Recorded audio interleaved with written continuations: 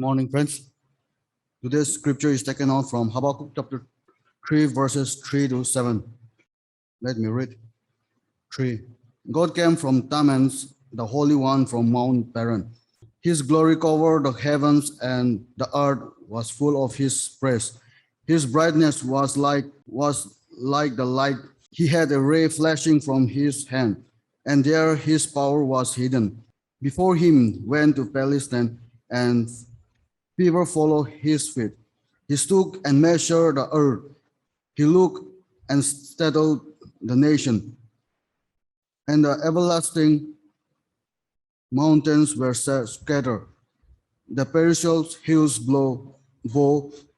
His way are everlasting. I saw the tents of Cushan in affliction. The curtain of the lands of maidens tremble. This is the word of God. Amen. Good morning, everyone. What a blessed time it is to be in the presence of the Lord. And I'm so glad that I'm here in the presence of the Lord. And as I breathe and as I am alive, as the Bible says, let everything that has breathed praise the Lord. And what a privileged person I am this morning, that as I am alive, taking breath, I am able to praise God. And I am also thankful to our chapel committee for giving me this privilege to stand here and to preach, to share the word of God. As I share the word of God, it's not about only the word, it's about my very life, that the word of God is active in my life. And I believe that the word of God is active in each one's life. That's the way we are called to live and to praise God. You know, how many of you seen a spare tire or wheel? You know, if you see a kind of police vehicle or a big vehicle, no, one extra tire is, hanging back. You know what's that purpose and what do you call that tire? It's called spare tire or spare wheel. Okay. So one the way, if a tire gets punctured or the wheel gets damaged, that spare tire comes into the drama actually. So today my condition is like that. I'm not a preacher for today. I'm like a spared preacher. Dr. Bedakan is supposed to be here, but as you all know that she has been down with sickness and she can't be here. So like a spare tire, I am making the chapel service forward, and may the Lord be with us as we go forward with this spare preacher this morning. Okay. As we have been studying the book of Habakkuk, and for this month, and yesterday we were introduced with the third chapter, right? And we know the third chapter is a song, right? A song. And this song is written in a particular literary form, okay? This literary form is called liturgy. I know all of us are aware of what a liturgy is. A liturgy is a literary device in which a public worship or a personal devotion is offered to God actually. Okay, and exactly this chapter 3 is a liturgy where Habakkuk is actually worshiping the Lord. He is devoting his life as he devotes his God, looking back there. So if you want to know the characteristics of a liturgy, you can go back to the Bullinger books and there you will find the characteristic of a liturgy. But this morning I want to highlight there are 5 thematic characteristics of a liturgy that you will find in this chapter, the book of Habakkuk there. The 5 thematic characteristics. The first theme in a liturgy, you will find that a theme of perceiving the presence of evil in our midst. A theme of perceiving the presence of evil in our midst. If you read Ephesians chapter 5, verse 19 and 20, that's a glimpse of what a Christian liturgy is actually. Okay, so you can compare Habakkuk chapter 3 and Ephesians chapter 5, especially 17 to 20, you can find many similarities. From thematic perspective there. And there you will find that in a liturgy, usually you will find the presence of evil situation, right? You see in chapter 3, verse 2, no, in wrath, remember, must in wrath. Now, why, the word wrath is enough here. Now, as we have been studying the book of Habakkuk, we know what kind of condition it is, right? The people are perverted, the people of God, and as good judge, God is going to judge his people, isn't it? And you can see the God wrath is going to come upon his covenant people. So this is not good for the prophet Habakkuk. So he's saying in wrath, you can see the presence of evil there. Because one is the judgment from the Lord, another is his own people are corrupted, making the law paralyzed. And that's where the theme for a problem of evil is there. The perception of evil is in a liturgy. The second theme is that you will find perusing of the acts of God in the history. Perusing means studying the acts of God in history. As we see, the present condition is not good. Evil, we are surrounded by the evil and we are going to tough time, tough season in our life. So that's the time in liturgy.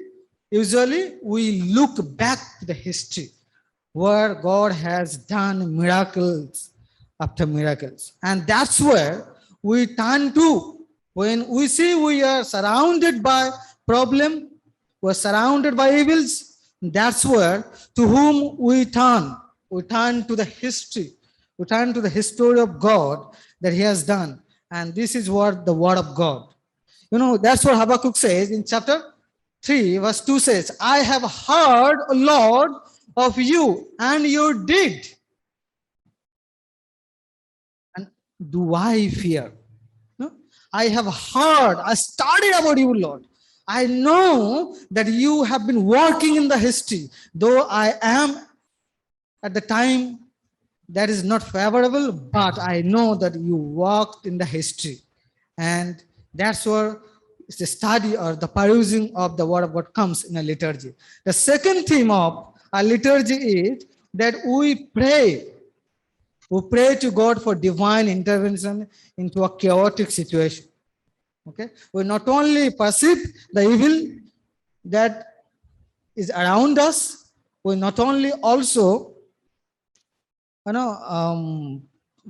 pray there, but we also submit ourselves to the Lord and saying and inviting him, Lord, you come and do something in our midst. And that's what you can see here, that in the midst of the years, revive us. In the midst of the years, made it known that you are also the same God who have walked in the past and still today you are on the throne. And that is what Habakkuk's prayer. In chapter 3, verse 2, you can see, revive it in the midst of the year. Okay. And then the fourth thing is that you persevere in a time of difficulties. You don't quit, you don't leave it up. Don't give it up. You go on. And that is there in chapter 3, 16 to 19, it's there. Okay. Habakkuk is not living. He's telling, okay, though the fig tree shall not blossom, though the field doesn't yield its fruit, but I will rejoice in the Lord. Okay. I have a preaching from this section on Monday, so I'm not going to preach from there, this chapter, this section. Okay. So there we persevere in the midst of trial, temptation, and suffering. We don't give it up simply, but we persevere. We go on. We press ourselves on forward, and that's where we try to survive in the midst of the suffering. And the final thing is that the people of God, usually proclaim the God's faithfulness. We don't stop there as we persevere in trial times. And that's, you can see, Habakkuk is saying that I will rejoice and I will make it known to the name of the Lord. So this is the liturgy, a complete the form of a liturgy in which you can see the Habakkuk is presenting his song there. And today's passage for our meditation is Habakkuk chapter 3, 3 to 7. And this passage comes under the theme of perusing or the studying the word of God in the times of difficulty. When nothing works, when nothing seems to good with us, that's where we go through the history of the Lord. And that's why history is very important. History is very important. The Lord Byron says once, the best prophet for the future is the past. The best prophet for the future is the past. If you do not know what is going to happen, future, the simplest way to know is to study the past. And as you study the past, you will see who is in the control of the past, who walked in the past, and he holds the past. He holds the future as well. And there exactly Habakkuk is doing same thing. He knows that his people are not going to escape the judgment of God. And that's where he's studying the past.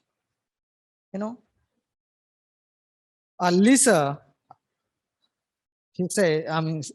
says, his statement is like this. When the wall beats you down, you open up your Bible. When the wall looks at you, putting you down, look at the Bible. And that means study the history. And you will understand your value, your position, and your preciousness at the hand of God. And exactly you can see that Habakkuk is looking back. And he is studying the history of the people of God. And this morning, we're going to learn at least 5 lessons what we can learn from history.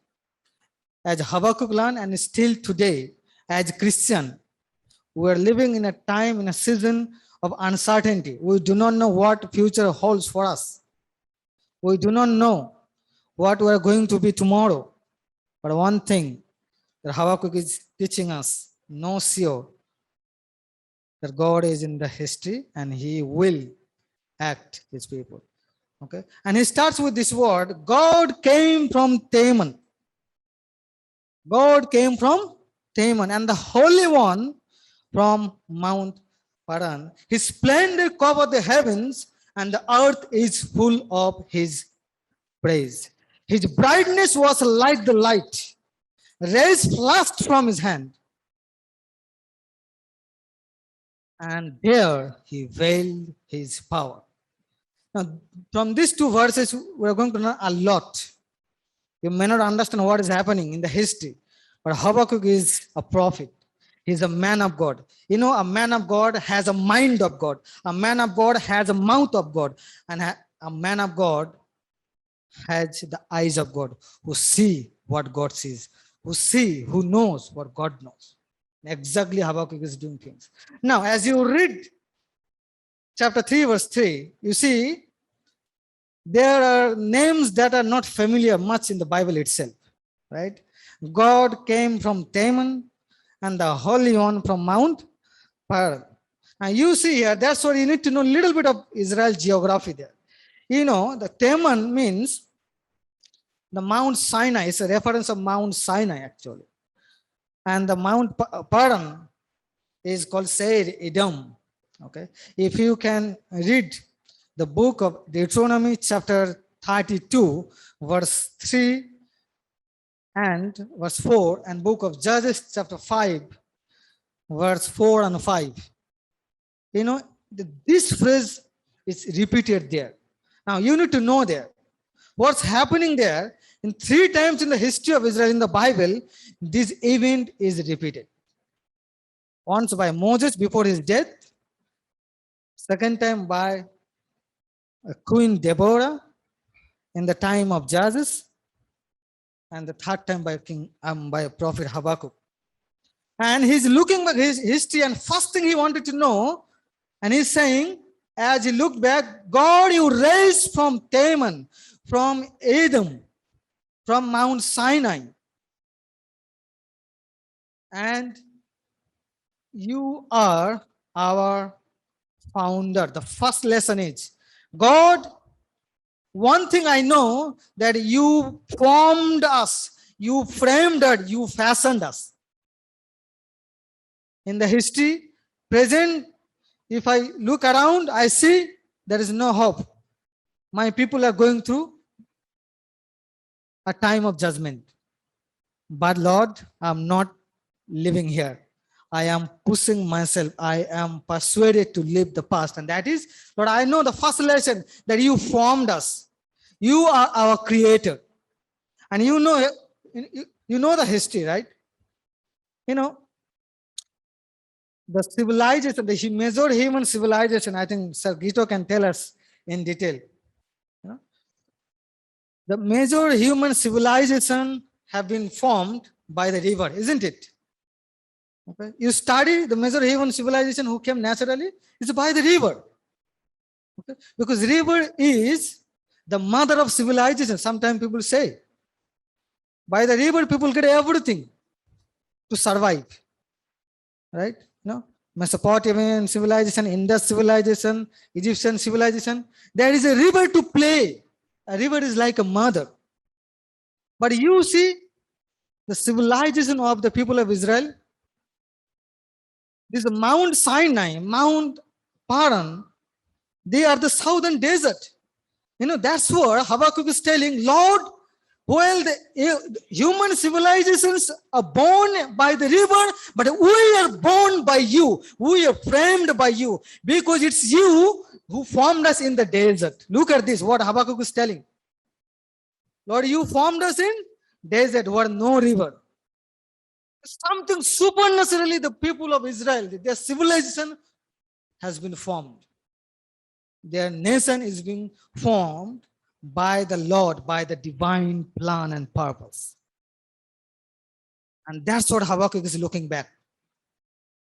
Lord, we were not like the people of the world who are living by the rivers, who are living by the natures, who are controlled by the nature. But Lord, you are our divine creator. You are our divine founder. You formed us. And since you have formed us, then we will not die. We will not die. Read the book of Habakkuk chapter 2 verse 1. Are you not from everlasting, Lord? Are you not from the past? We will not die. When God is your creator, if you can identify who is your creator, you will not simply die in the desert. Your God is there. If you're going to tough time, if you're going through a time of uncertainty, a season of oppression, God is reminding you, remember your creator. In the days of your youth, remember your creator because he has formed you. You are not an accident. Your existence is by the eternal God. You will not simply die. In our Christian life, it's very important to know who is our creator. That can change your life plan. The desire of life, desire of living the life comes from the identity of our creator. When we don't look at our creator, when we don't identify who am I, that's what the problem begins. But what Habakkuk is saying, Lord, you came from Teman, the Holy One from Mount Paran. That basically means you have given us a birth in the desert where nothing was there, but only you were there. And that's what our beginning is. And my existence is not vain. The second lesson. Now look at the names of the God used here. It's used not usually in the Bible, if you see God, it's a translated word from the Hebrew word Elohim. Okay? And here the Elohim is not used here, but it's the word is here Elohe. Elohe. That basically means something is happening here. It has a theological importance or meaning here. Now, this word is used, this old form, it is used in the book of Leviticus, chapter 11, verse 44 and 45. Book of Leviticus, chapter 11, verse 44 and 45. There, this verse, there, this word Elohe is used there. But in what sense? In what sense you need to understand? Elohim is used in the sense of creation. He is the creator. He is the founder of the universe. But the word Elohe is used in the concept of fostering, in the concept of God is carrying you in his palm. You are in the presence of God, and God is carrying you under his wings like an eagle. If you read, God says in Leviticus chapter 11, verse 44, 45, for I am the Lord God, consecrate yourself. Be holy as I am holy. Don't corrupt yourself by this world. I am the Lord your God who brought you up out of Egypt to become your God. Now that's what the concept is. He said the Lord is here, the word Yahweh is used. You need to understand the Hebrew context here.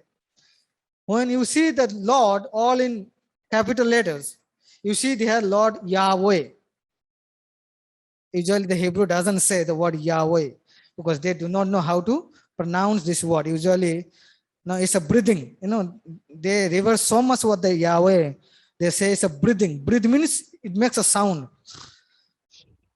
No, Yahweh. They don't say actually, they do not know how to pronounce this, but usually they say Adonai. So you are the Lord, Adonai, oh, everlasting God.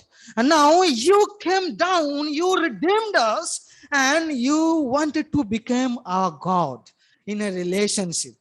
And that's what God foster. God is carrying them, providing them heavenly manna, the water. When God has formed them in the desert, in desert you will not get water easily. You will not get food easily. You will not get the things that are very important, essential to survive, right? But it is God who provided them, who fostered them in the desert. And that's amazing for Habakkuk.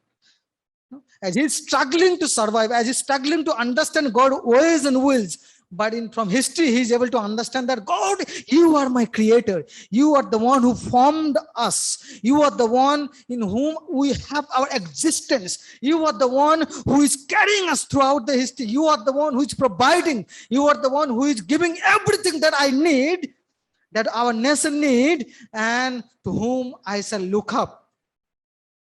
It's you. He's providing, he's fostering us. And that's amazing for Habakkuk. By the word Elohe, he's the God of your provision. He's the God who takes care, who's the God who carries you forward, who's the God who doesn't leave you, who's the God who takes every care in your life. In times of difficulty, we need to know what the God of the Bible is saying, what the God of the creation is saying. He formed you and he's able to foster you. He's able to carry you forward. He is not there to leave you. I know some of you are going through a difficult time. Some of you are questioning God, where are you? Some of you are even, praying, Lord, can't you hear? The Lord says, remember the history, learn from the past. I am your creator.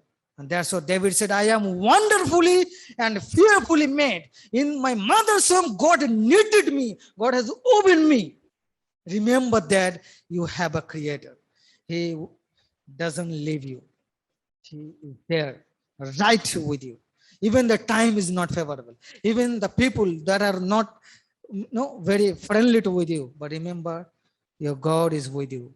He has formed you and he is able to foster you. He is able to take you forward. The third lesson that we can learn is this. The word here, the Holy One, HaKadosh, the Holy One has come from Mount Paran. Now, the one who is your creator, the one who is taking care of you, the foster,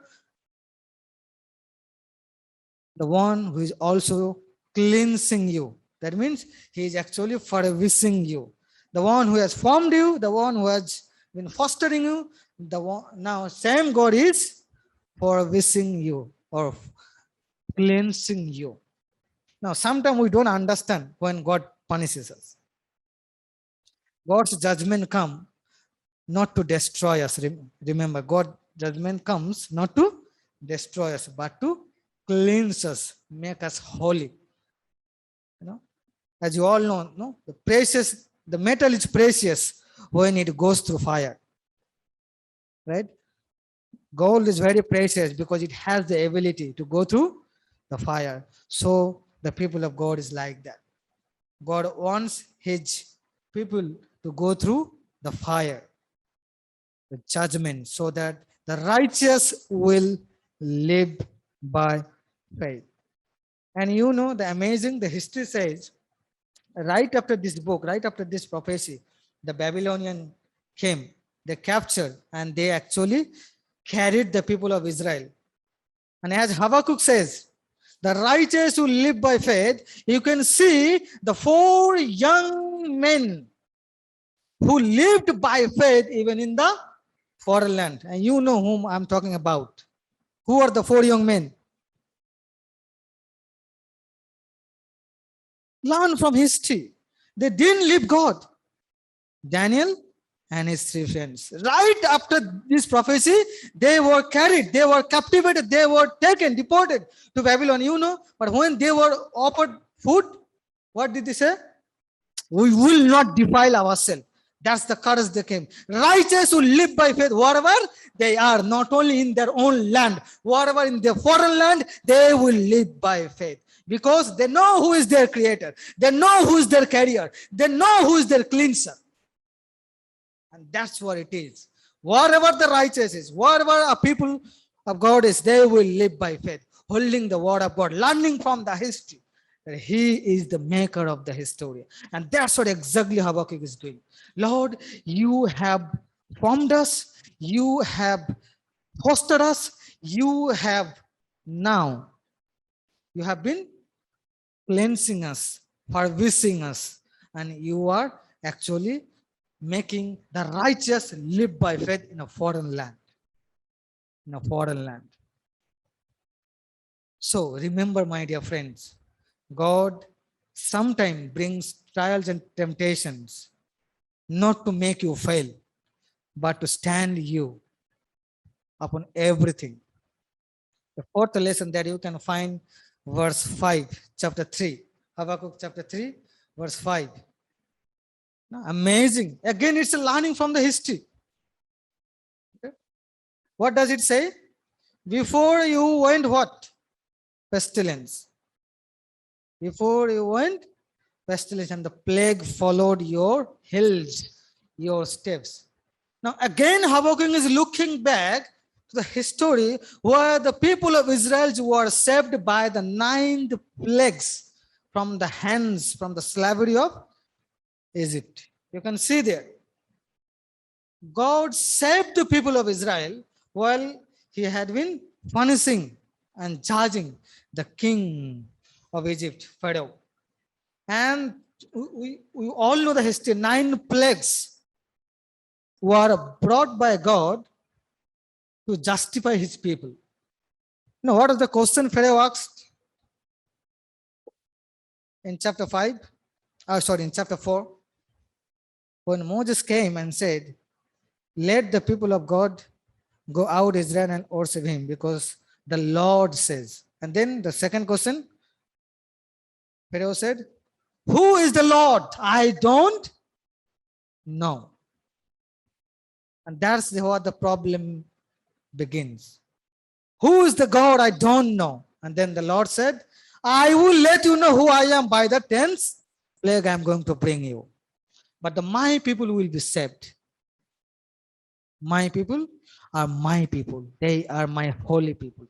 And that's what Moses said. You loved, if you read Deuteronomy chapter 33, verse 3, you will see Moses is saying, Lord, you loved your people because they are your holy ones. You created them, you formed them, and you will fight for them. You will fight for them. And that's what exactly happened in the history. Plagues and pestilence were used as instrument or weapons to make Pharaoh known who the Lord is in the history. And you know finally what the king of Egypt says, Pharaoh, let the people go before we die, because the Lord is with them.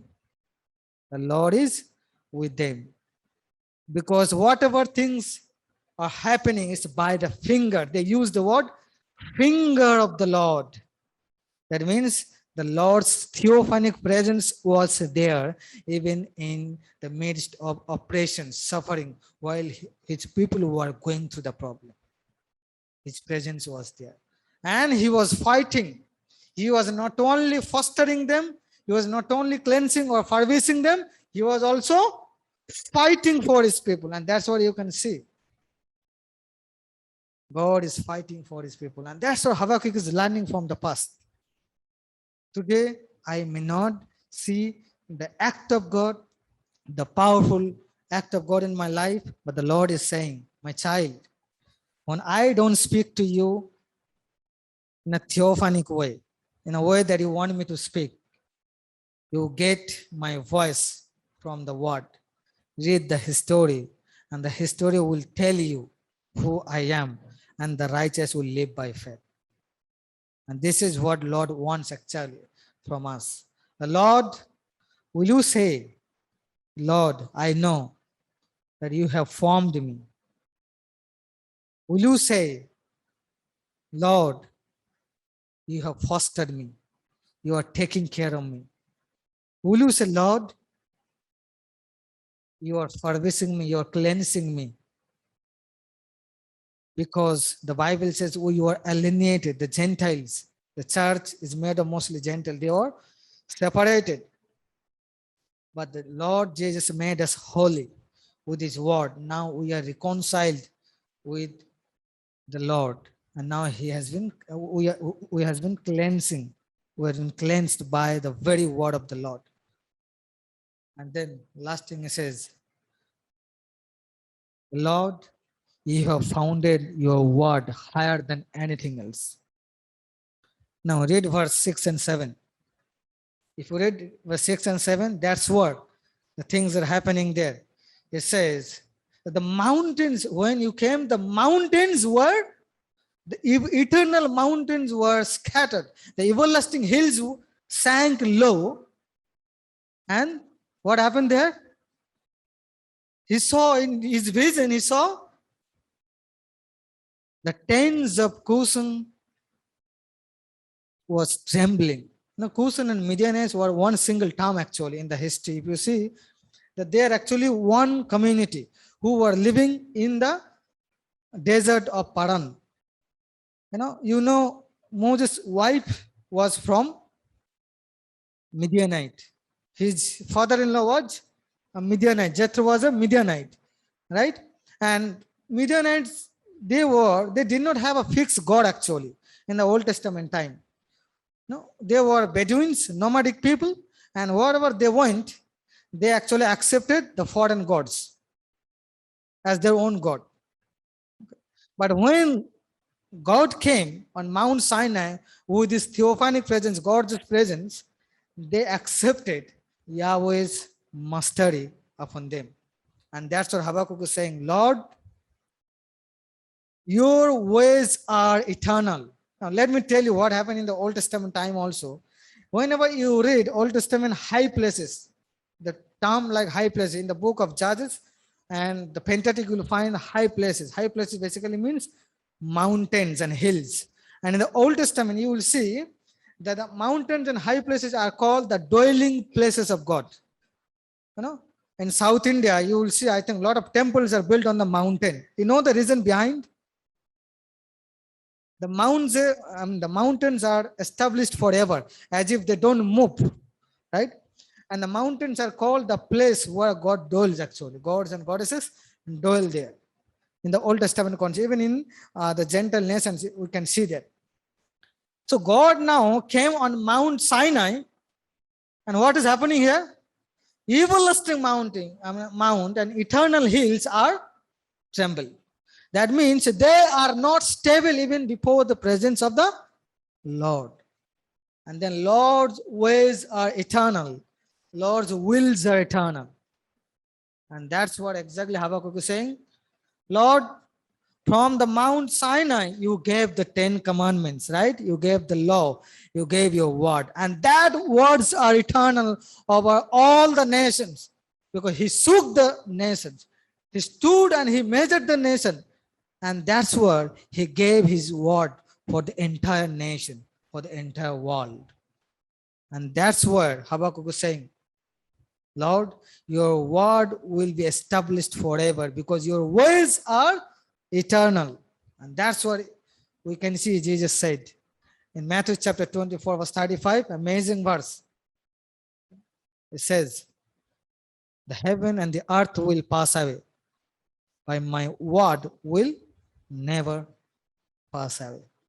The eternal mountains, the everlasting hills were tremble. They were shifted from their place. That simply means the Lord is there, and the ways he is going to establish for his people, it's for ever. The existence of the people of Israel is for ever. And Lord will take care of his people. You might be wondering, the kingdoms in the world came and went, but the kingdom is Israel still there. The Egyptian came, they went. The Assyrian came, they went. The Babylonian came, they went. The Greek Empire came, went. Roman Empire came, went. And the history is going like this. But his people Israel, though they were punished by God, but they were not forsaken by God. And now you can see in the history, after 2000 years of their punishment, this is another issue. After 2000 years of punishment, in 1947, month of May, they got independent nation out of nowhere. You can see the people of Israel are God's beloved. And God has a role to play even in today with the people of Israel. That's why some people say the people of Israel are God's watch, prophetic watch. If you don't understand what is happening in the history, no need to study anything, but study the people of Israel and their progression, their emergence once again in the world history. That's what Habakkuk prayed. Lord, you created us, you formed us, you fostered us, you founded us, you have taken care of us, and now the time is coming once again. Israel will shine again in God's name. In God's name. And this is where our understanding comes. Lord, I know you will never forsake me. Lord, I know you will never leave me alone. Book of Psalms chapter 27 verse 10 says, amazing verse, amazing verse. You know, this verse is very, very heart-touching for my life especially. You know, Psalm 27 verse 10 says, though your parents have forsaken you, but I will not. I will not. He's like our parents. And Habakkuk was knowing God in the times of uncertainty, in the times of sufferings, in the times of judgment, in the time of punishment. He was studying the character of God, the history of God, what he did in the past. And again, he will come back to Israel, and he will once again make the nation Israel shining in the history of the world. And that the lesson we can learn from the history. You know, and I like what John Wright said. Satwan may be agreeing with me. You know, N.T. Wright says, beautiful word. You know, I have read for many years back this. He says, the Bible is the only book in my life. The Bible is the only book in my life. I live with it. This is the book. I live with it. This is the book. I live by it. And this is the book I want to die by it. This is the book I want to die by it. What a powerful statement he says.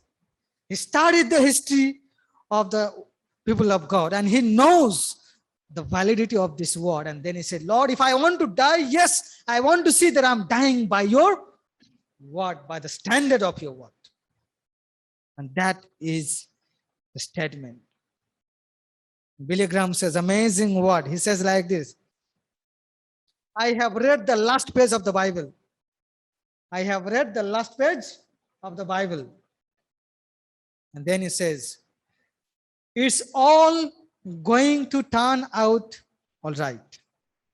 It's all going to turn out all right. That simply basically means things are happening that we may not comprehend what things are happening right now with us. We are maybe puzzled, we are perplexed in this world.